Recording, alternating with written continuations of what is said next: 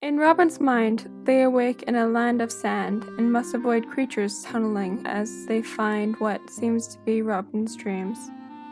Inside a shack exactly like Bradley's, they find a figure who looks exactly like Bradley, named the Keeper. He tells the Dizagreeables that the memories in Robyn's mind are corrupting and is just about to leave before they are all destroyed. The party takes it into their own hands to help Robyn, finding versions of her personality. They enter her memories and begin to look for what is causing the memories to go up in flames.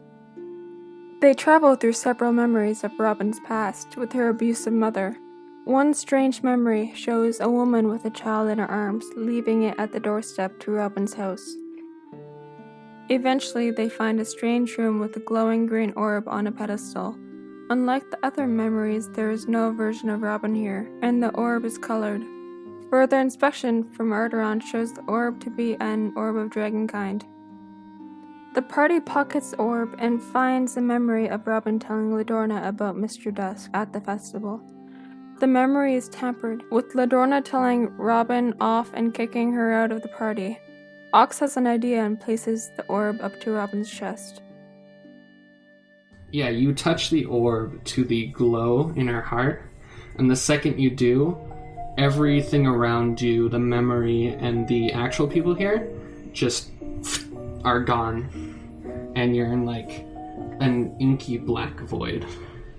Oh, I just got out of one of these. You hear a voice, but it's different from the voice you've heard before. It doesn't sound like Mr. Dusk, it sounds like someone else entirely. And you hear, "How much? How I've been waiting for you." Immediately uncomfortable.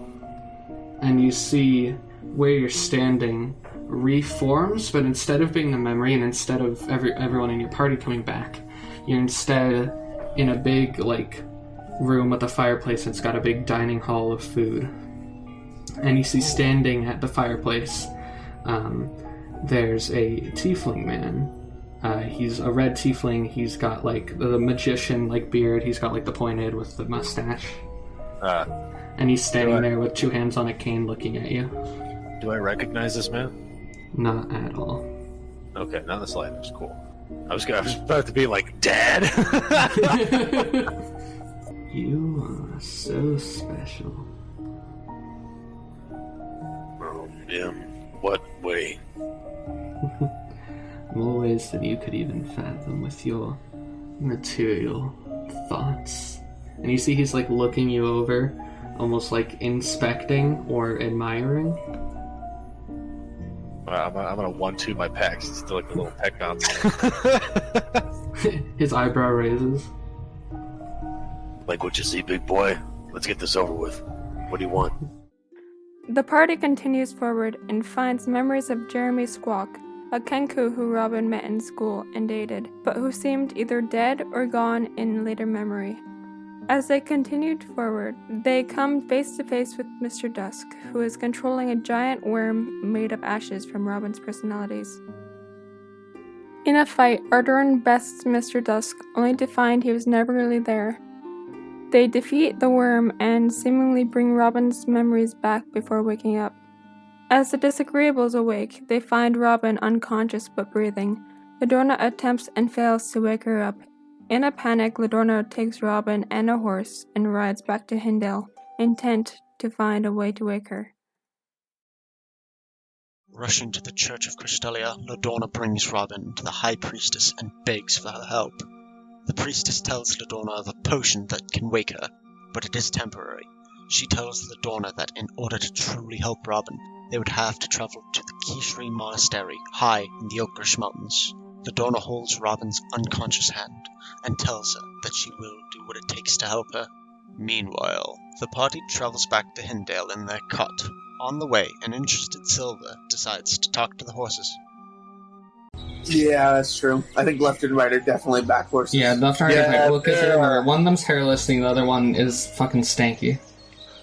Yeah, both my horses are kind of dumb. Yeah, Silver hasn't even talked to them yet. Yeah, I love them dearly, but they're stupid. Do they even have the capacity to speak even like horse? No one's I'm trying. gonna try and talk to them.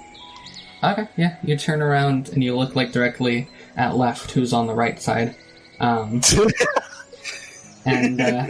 that's the hairless one, so he kind of looks at you with his eyes. I'd say, hey, Left. Instead of looking at you with right eyes. Hey there, you want something? God, No! I hate it. I fucking hate it. You need a little bit of help there? In Hindale, the party travels to the Greywind district in the upper city near the King's Castle. There, they find an apothecary who they convince to make more of the potion to help Robyn.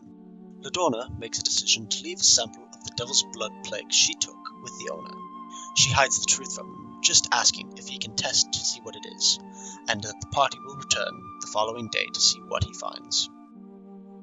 As the party prepares to leave Hindale for the monastery, Bellator attempts to find Laura.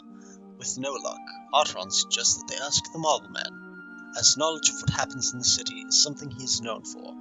They travel there, but find the Marble Man knows nothing of Laura's whereabouts.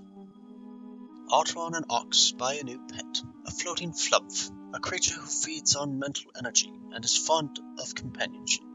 They name the creature Plimp. The party, headed to sleep one last night before leaving the city, find Alfreston and the gypsies at the gate. They tell the party they are leaving for another performance in Tintal, and the two groups say goodbye. Alfreston leaves a letter with the party, and Firina gives Ladorna her necklace.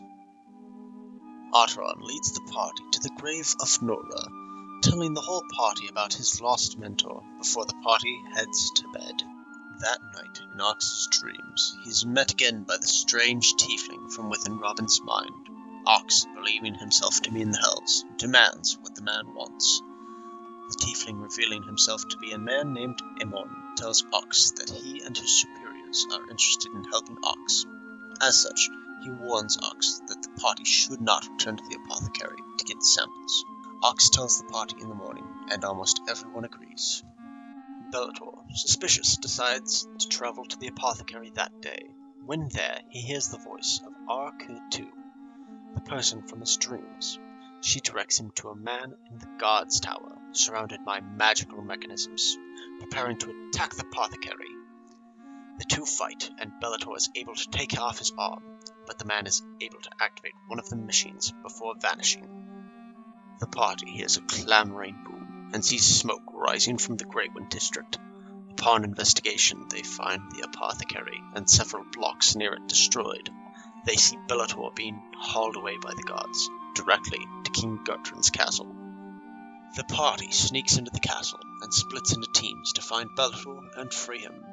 Silva finds the dungeon and turns into a spider, crawling onto Bellator's cell while Robyn waits outside.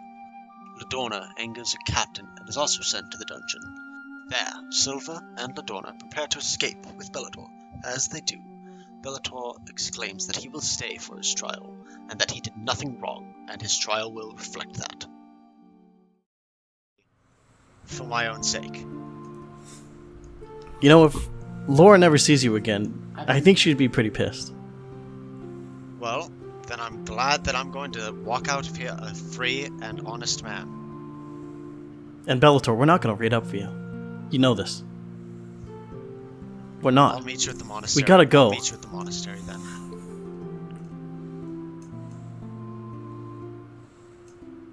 Alright. I give him one last just blank stare. Ladorna and Silva attempt to escape, but when they get to the exit, they hear the sounds of a fight on the other side of the door. They find Robyn standing over the corpse of two gods, shaking. They comfort her, and the three escape the castle and reach the outskirts of Hindale. Meanwhile, Arrtaron and Ox, posing as servants, are led to Bellator's trial. The king demands Bellator tell the truth, and a mage is brought in to extract the truth. The person they bring in, however, is none other than Gale Whitney, the High Priestess of Cristelia, the same one who had been working with Destiny. She used her telepathy to bribe Bellator, telling the king he tells the truth. Bellator is banned from Hindale and the northern city Forswell. As well, Gale tells Bellator to meet her in an hour. Arrtaron, Ox, and Bellator leave town. Arrtaron stops by a shady store to buy a box of recreational drugs and wine. Bellator meets with Gale, who tells him to complete an unbinding ritual, one that would disconnect him from Rhea. She then tells him to contact her when that is done. Bellator promises to make it happen, and meets back up with Arrtaron and Ox. The three meet with Ladorna, Robyn, and Silva, and the Dizagreeables leave Hindale, unsure of what's to come next.